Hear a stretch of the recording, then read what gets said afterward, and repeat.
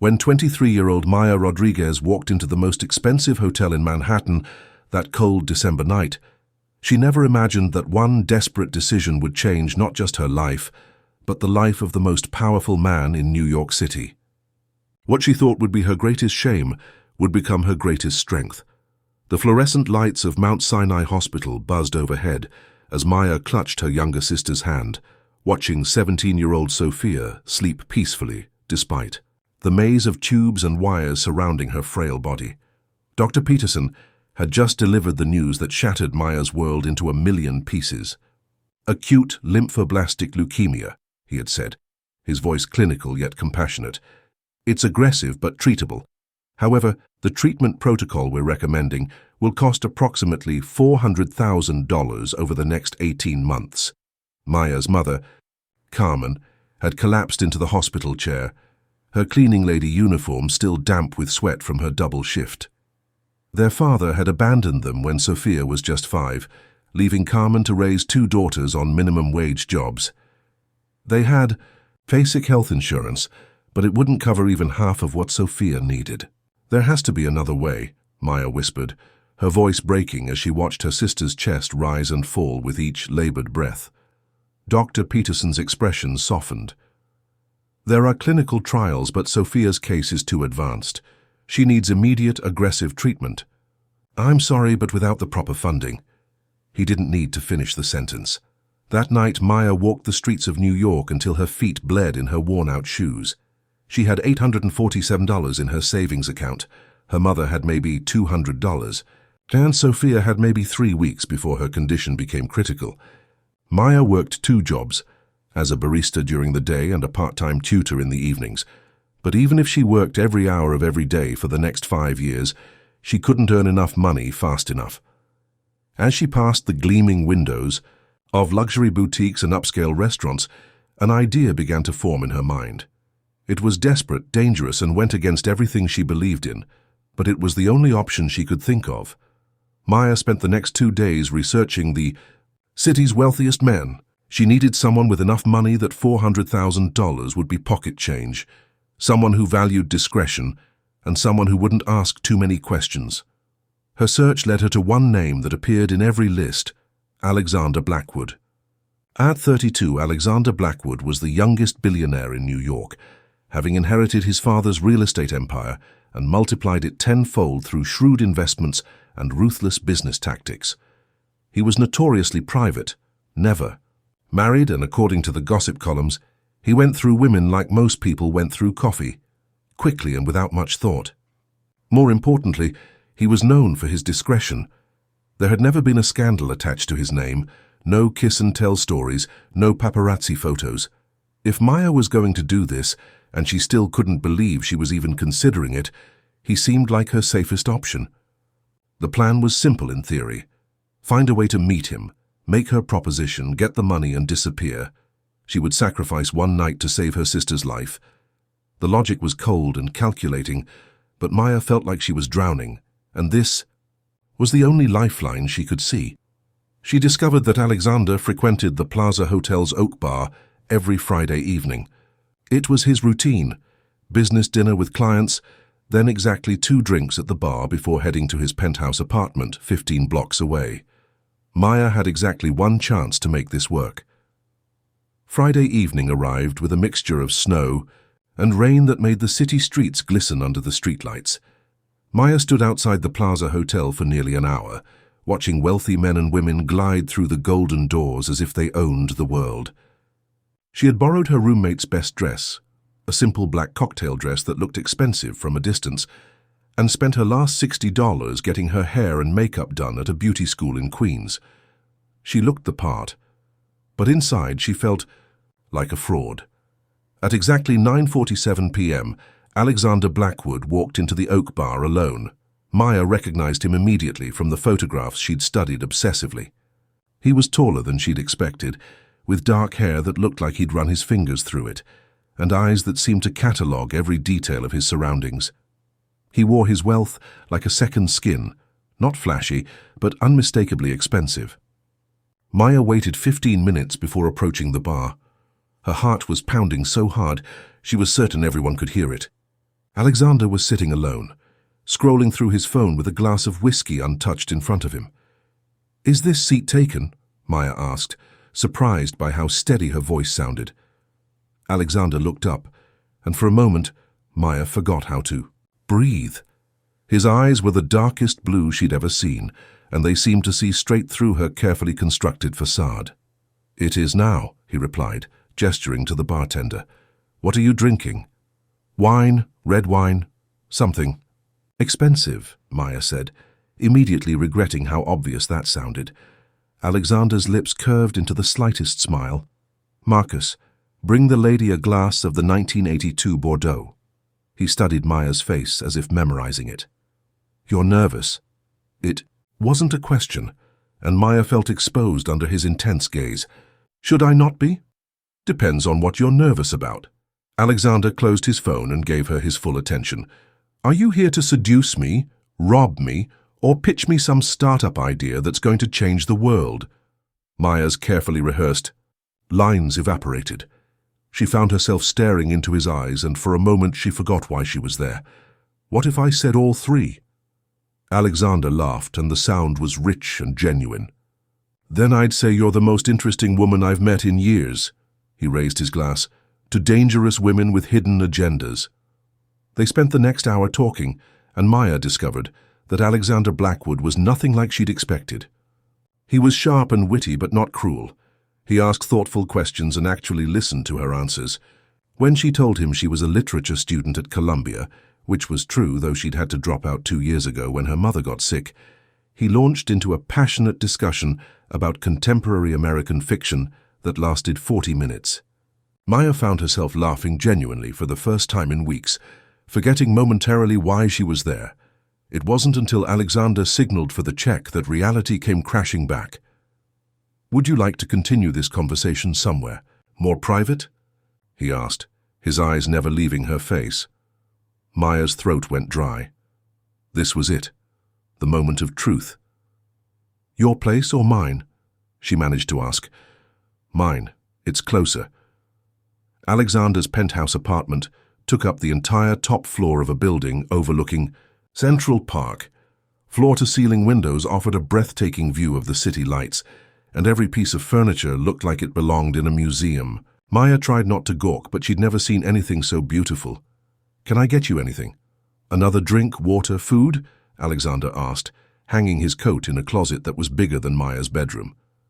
"Actually," Maya said, forcing herself, "to be direct, we need to talk about why I'm really here." Alexander paused in the process of pouring himself another whiskey. "I'm listening." Maya took a deep breath and launched into the speech she'd rehearsed 100 times. She told him about Sophia, about the diagnosis, about the impossible cost of treatment. She explained that she had nothing to offer except herself, and that she was willing to spend one night with him in exchange for the money that would save her sister's life. Alexander listened without interrupting, his expression unreadable. When she finished, the silence stretched between them like a chasm. "You're asking me to pay you for sex," he said finally. "Yes." Maya lifted her chin, refusing to be ashamed. "I'm asking you to save my sister's life."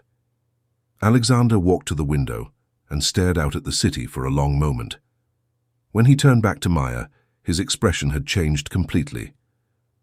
"No," he said simply. Maya felt her heart stop. "No?" "I won't pay you for sex. That's not who I am, and more importantly, that's not who you are." Alexander set down his glass and moved closer to her. "But I will help your sister." Maya stared at him in confusion. "I don't understand." "I'll cover all of your sister's medical expenses, no strings attached, no payment required." Alexander's voice was gentle but firm. "What you're going through, watching someone you love suffer while feeling powerless to help, I understand that better than you know." "Why?" Maya whispered, tears beginning to stream down her face. "Why would you do that for a stranger?" Alexander reached out and gently wiped a tear from her cheek. "Because sometimes strangers are exactly who we need to save us."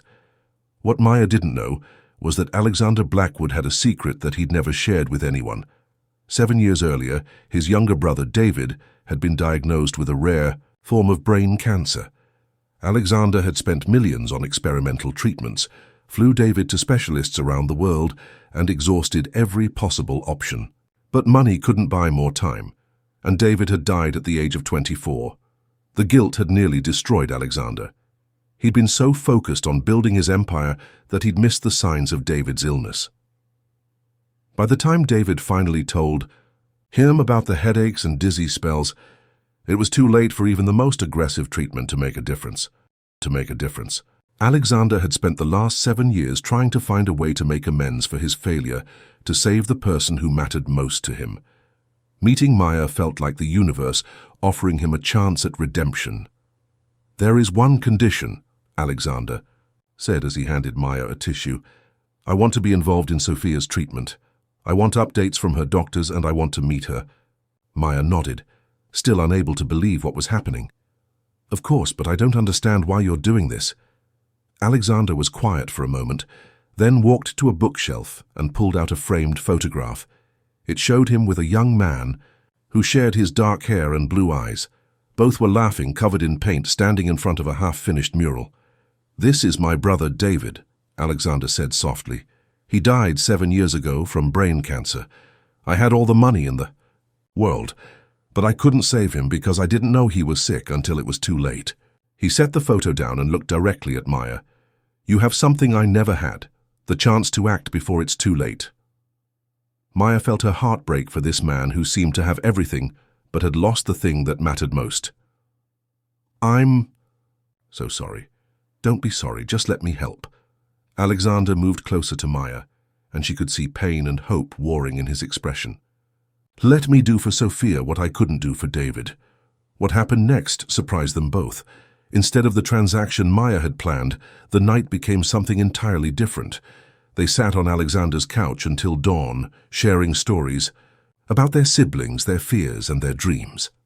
Maya learned that Alexander had built his business empire not out of greed, but out of a desperate need to control something after losing David.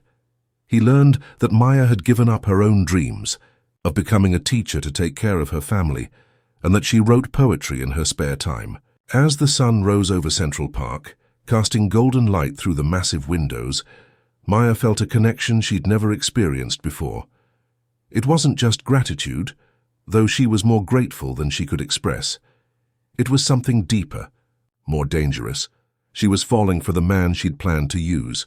"I should go," Maya said as she watched Alexander make coffee in his gleaming kitchen. "Sophia will be wondering where I am." "I'll drive you to the hospital," Alexander offered. "I'd like to meet her, if that's okay." Maya nodded, her heart racing. She'd told Sophia about their father's abandonment, about the times they'd had to choose between groceries and electricity, about every hardship they'd faced. But how could she explain Alexander? How could she tell her sister that a billionaire stranger was going to save her life because Maya had been willing to sell herself? The drive to the hospital was quiet, both of them lost in thought. Maya kept stealing glances at Alexander, trying to understand the man who had just changed her life. He caught her looking and smiled, and Maya felt butterflies in her stomach that had nothing to do with nerves. Sofia Rodriguez was awake when they arrived, sitting up in bed with a sketch pad in her lap. Despite her illness, she was beautiful. Dark hair that Maya braided every morning, expressive brown eyes that missed nothing, and an artist's hands that could create beauty even in the sterile hospital room. "Maya?" Sophia brightened when she saw her sister, then noticed the tall, handsome man standing behind her. "Who's your friend?" Maya's mouth went dry. She'd rehearsed this moment during the drive, but now that it was here, she didn't know how to begin. "Sophia, this is Alexander Blackwood. He's going to help with your medical bills." Sophia's expression immediately became suspicious. At 17, she'd seen enough of the world to know that rich men didn't help poor families out of the goodness of their hearts. What does he want in return?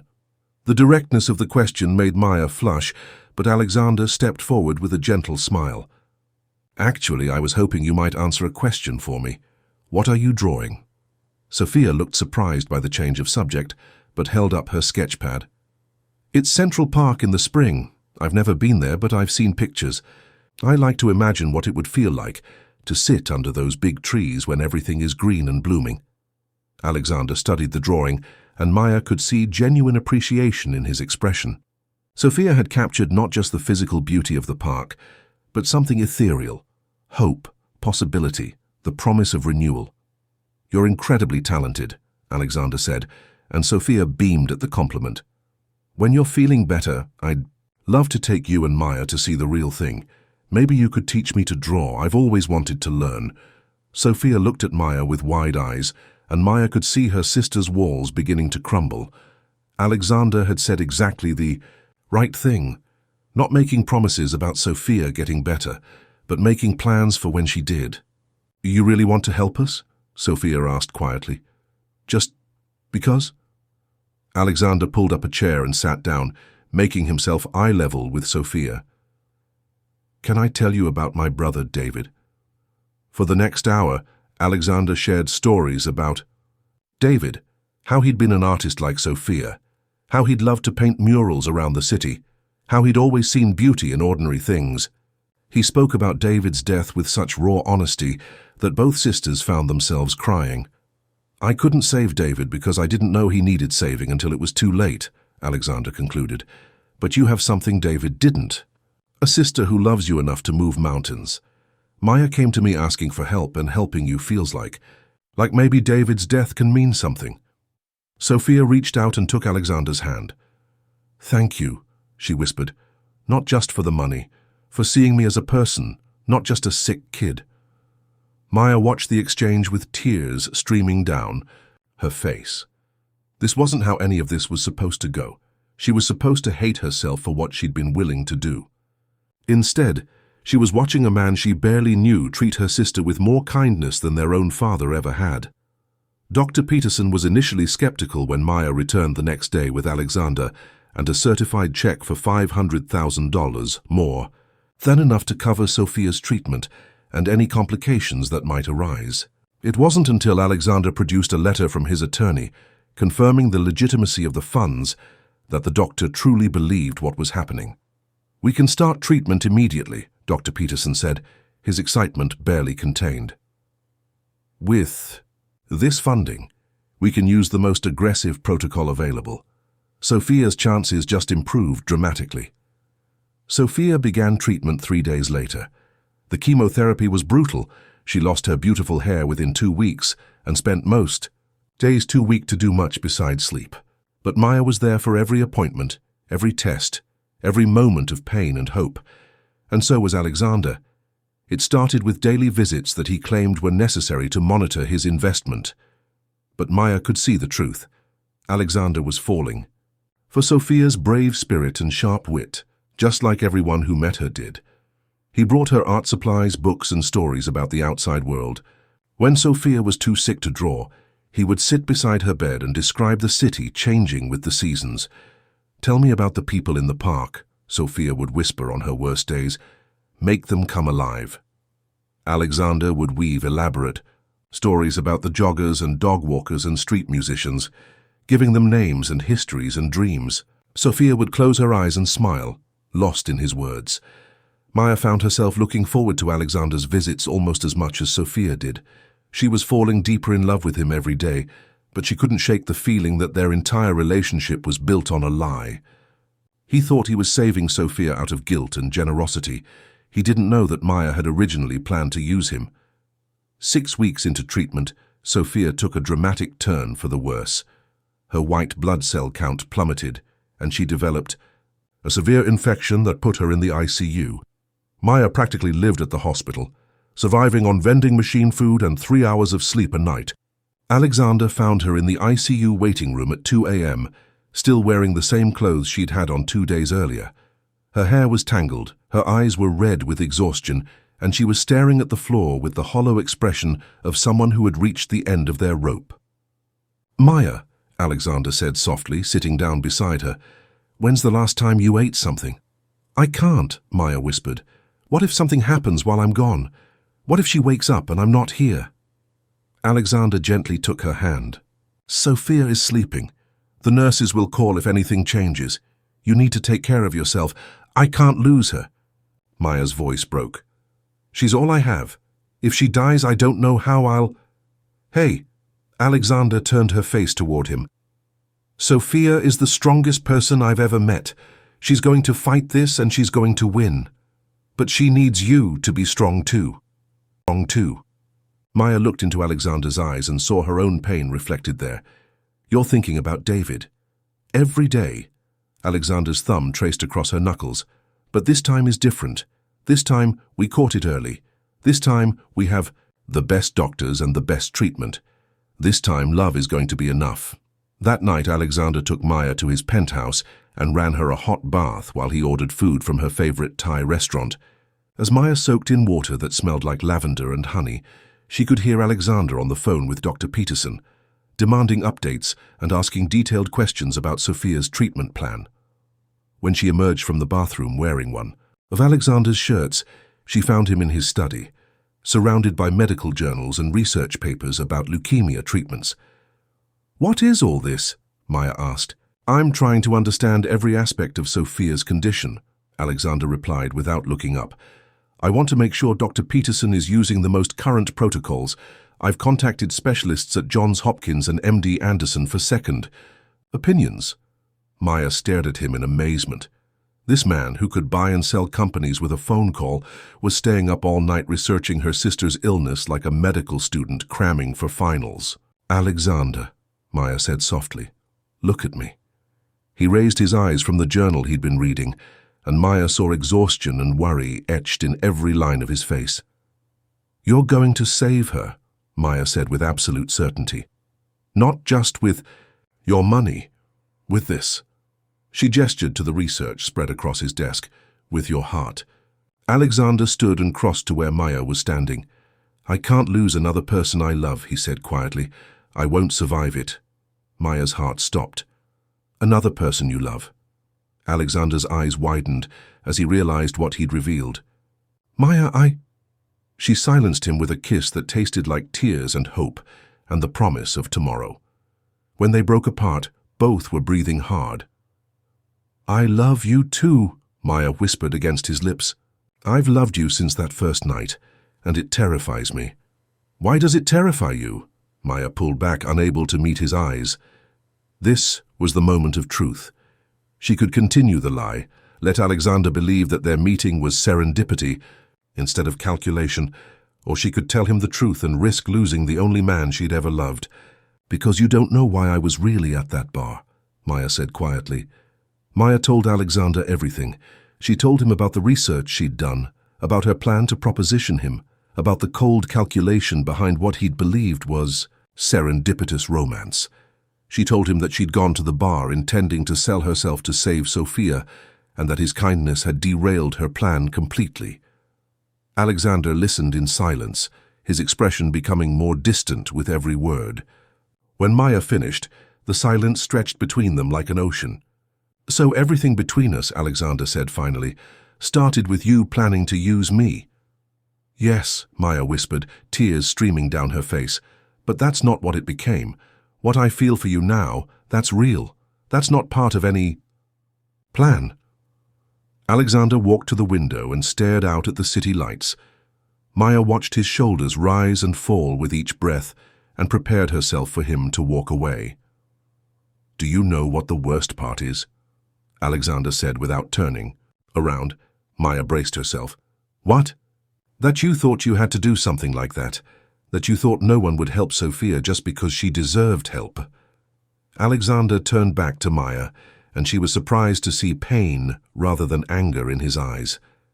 That you've lived in a world where kindness is so rare that you couldn't imagine someone helping you without expecting something in return. Maya stared at him in shock. You're not angry.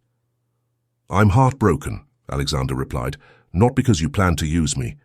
I'm heartbroken because you've never had anyone in your life who taught you that you deserve to be helped just because you exist. Maya sank into a chair, overwhelmed by his response. She'd been prepared for anger, accusations, rejection. She hadn't been prepared for understanding. My father left when Sophia was 5, Maya said quietly. My mother worked herself into the ground trying to support us. I've been taking care of Sophia since I was 14. I've never had anyone take care of me. Alexander knelt in front of her chair, and took her hands. "Let me take care of you now. Let me love you the way you deserve to be loved. Even knowing that I was planning to, especially knowing that." Alexander's voice was fierce. "Do you understand what it means that you were willing to sacrifice anything, even yourself, to save Sophia? Do you understand how rare that kind of love is?" Maya looked into his eyes and saw nothing but truth and tenderness. "I don't know how to let someone take care of me. We'll figure it out together." Alexander smiled, and Maya felt something. Inside her chest unclenched for the first time in years. "But first we need to go back to the hospital. Sophia is going to wake up soon and she's going to want to see you." Sophia's infection cleared after 3 more days in the ICU, but the crisis had taken its toll. She was weaker than before, and the doctors warned that her recovery would be slower than originally hoped. Instead of the aggressive treatment schedule they'd planned, Sophia would need a gentler approach that would extend her treatment by several months. "More time in the hospital," Sophia said with forced cheerfulness when Dr. Peterson explained the new timeline. "Lucky me." But Maya could see the fear in her sister's eyes. Sophia was scared that the longer treatment meant her chances were getting worse, not better. "Actually," Alexander said, appearing in the doorway with a wheelchair and a mischievous smile, "I was hoping you might be interested in a field trip." Dr. Peterson had given permission for Sophia to leave the hospital for a few hours, provided she wore a mask and avoided crowds. Alexander had planned the perfect outing, a private tour of the Metropolitan Museum of Art after closing hours. Sophia's eyes lit up when they walked into the empty museum galleries. For the first time in months, she looked like a normal teenager instead of a cancer patient. She moved from painting to painting with an energy Maya hadn't seen since before. The diagnosis. "How did you arrange this?" Maya asked Alexander as they watched Sophia sketch a Monet water lily painting. "Money opens doors," Alexander replied, "but seeing her smile like that, that's priceless." They spent 3 hours in the museum, with Sophia filling an entire sketchpad with drawings inspired by the artwork around her. When they returned to the hospital, she fell asleep, clutching her drawings and smiling. "She's going to be okay," Maya said as they watched Sophia sleep. "I can feel it." "She's going to be more than okay," Alexander replied. "She's going to be extraordinary." Sophia's recovery was slow but steady. Her white blood cell counts gradually improved, and by month 4 of treatment she was spending more days out of bed than in it. She'd started painting again, watercolor portraits of the nurses and doctors, who had become her second family. Maya had moved in with Alexander, though she still spent most of her time at the hospital. Alexander had converted one of his guest rooms into an art studio for Sophia, complete with professional easels, hundreds of tubes of paint, and north-facing windows that provided perfect natural light. "For when you're ready to come home," Alexander had told Sophia when he showed her the studio. "This is my home now?" Sophia had asked, looking back and forth between Maya and Alexander. "If you want it to be," Alexander had replied. "Your sister and we're a family now." "That makes you family too." Sophia had burst into tears and hugged Alexander so tightly that Maya thought she might never let go. It was on a snowy evening in March, almost 4 months after they'd met, that Alexander proposed. Not to Maya, to Sophia. "I have a question for both of you," Alexander said as they sat in Sophia's hospital room, watching the snow fall outside her window. "Sophia, how would you feel about Maya and me getting married?" Sophia's paintbrush stopped mid-stroke. "Are you asking for my permission?" "Fair scene, Sender. I'm asking for your blessing," Alexander replied seriously. "You're the most important person in Maya's life. If you don't approve, then I haven't earned the right to marry her." Sophia set down her paintbrush and studied Alexander's face intently. At 17, she had an old soul and an artist's eye for truth. "Do you love her? More than I thought it was possible to love someone. Will you take care of her? Really take care of her, not just buy her things?" Alexander smiled. "Your sister has been taking care of everyone else her whole life. I want to spend the rest of mine taking care of her." Sophia looked at Maya, who was sitting frozen in her chair. "Maya, do you love him?" Maya found her voice. "Yes, so much it scares me." Sophia grinned and clapped her hands together, paint splattering across her hospital gown. Then yes, yes, you have my blessing, but I get to be maid of honor, and I get to design the wedding invitations. Alexander laughed and pulled a small velvet box from his pocket. I was hoping you'd say that. He dropped to one knee beside Maya's chair and opened the box to reveal a vintage Art Deco ring with a perfect emerald surrounded by diamonds. Maya Rodriguez, Alexander said, his voice shaking with emotion. Will you marry me? Will you let me love you and Sophia and any family we create together for the rest of my life? Maya looked at the ring, then at Alexander's hopeful face, then at Sophia, who was bouncing with excitement in her hospital bed. 6 months ago, she'd been a desperate girl, willing to sell herself to save her sister. Now she was being offered a love story she'd never dared to dream possible. Yes, Maya whispered, and then louder. Yes, of course, yes. As Alexander slipped the ring onto her finger, Maya felt the last of her walls crumble. She was no longer alone. She was no longer afraid. She was loved, completely and unconditionally, by the most extraordinary man she'd ever known. Sophia's recovery accelerated dramatically after Alexander's proposal, as if having something joyful to plan had given her the strength to fight harder. By May, she was in remission and able to leave the hospital for good. The doctors warned that she would need regular monitoring for the next 5 years, but her prognosis was excellent. Maya and Alexander were married in June, in a small ceremony in Central Park, surrounded by the trees Sophia had dreamed of seeing. Sophia had indeed designed the wedding invitations, watercolor paintings of the park in spring that were so beautiful that several guests asked if they could keep them. Sophia served as maid of honor, her hair just beginning to grow back in soft curls. She'd gained weight and color, and the brightness had returned to her eyes.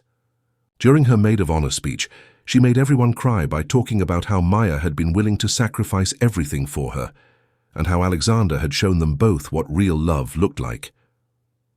My sister taught me that love means being willing.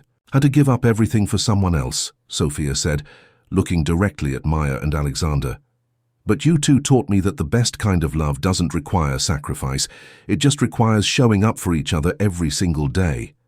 Maya and Alexander honeymooned in Italy, but they cut their trip short after a week because they missed Sophia too much.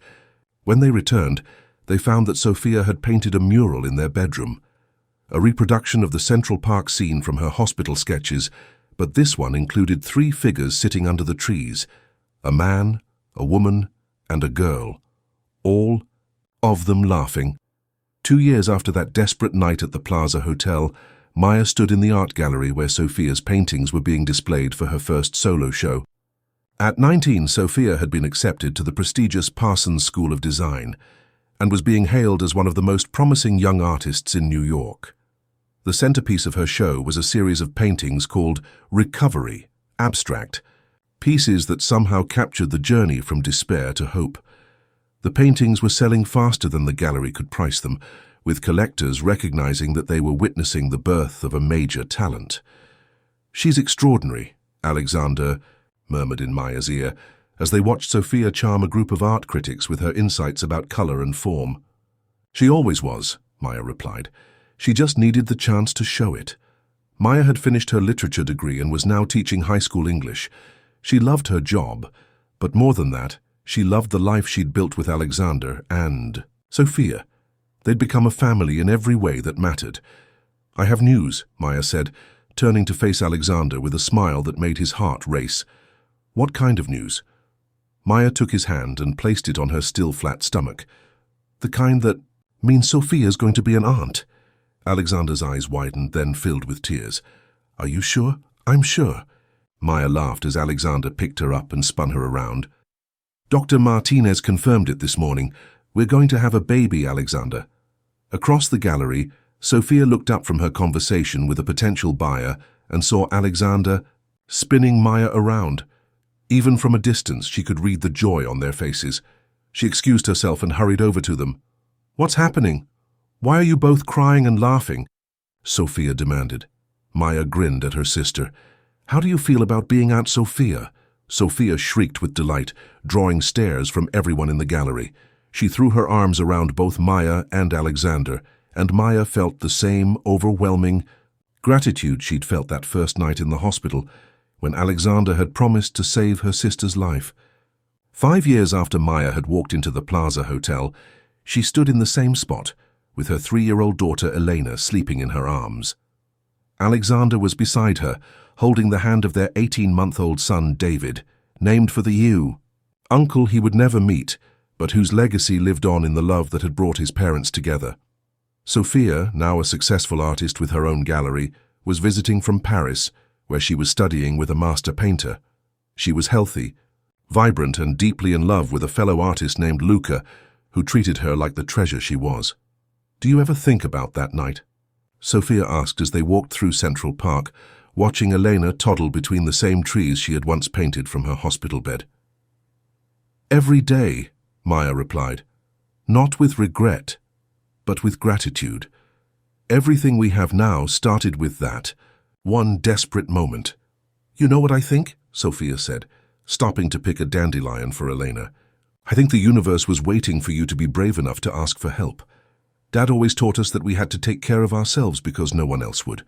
But that night, you learned that sometimes the world is full of people waiting to help. We just have to be brave enough to let them." Alexander, who had been listening to their conversation while chasing David around a fountain, rejoined them with their son on his shoulders. "Your sister is very wise," he told Maya. "She always has been," Maya replied, reaching up to kiss her husband while their children played in the sunshine. As they continued their walk through the park, Maya reflected on the journey that had brought them all to this moment. She had started that desperate December night, believing that love required sacrifice, that saving Sophia meant destroying herself. Instead, she had learned that real love multiplies rather than diminishes, that being vulnerable enough to ask for help was the bravest thing she could do, and that sometimes the people who seem to have everything are the ones who need love the most. Alexander had found redemption for his failure to save David by helping to save Sophia. Maya had found the family she'd never dared to dream possible. Sophia had found not just physical healing, but the chance to share her artistic gifts with the world. And all of it had started with one woman's desperate willingness to sacrifice everything for someone she loved. 10 years after that fateful night, the Blackwood Foundation had provided medical funding for over 500 families facing catastrophic illness. Maya served as the foundation's director, using her own experience to identify families who needed help and didn't know how to ask for it. Sophia had become one of the most celebrated artists of her generation, with her recovery series traveling to museums around the world. She and Luca had married and were expecting their first child, a daughter they planned to name Maya. Alexander had evolved from a man driven by guilt and the need to control everything to someone who understood that the most meaningful success came from using his resources to lift up others. He still ran his business empire, but his true passion was the foundation work. Maya often told the story of their meeting to the families they helped through the foundation, always emphasizing that asking for help wasn't a sign of weakness. It was an act of love. She would tell them about the night she walked into a hotel bar planning to sacrifice herself, and how instead she had found salvation for her entire family. "Love doesn't require you to destroy yourself," Maya would tell other desperate sisters and brothers and parents. "Real love, the kind that changes everything, that requires you to be brave enough to let others love you back." And in Central Park, where 3 figures could often be seen walking among the trees, sometimes with children running ahead, sometimes with an easel and paints, always with the quiet contentment of people who had found their way home, the dandelions continued to grow, proving that even in the midst of concrete and steel, hope could take root and flourish beyond anyone's wildest dreams.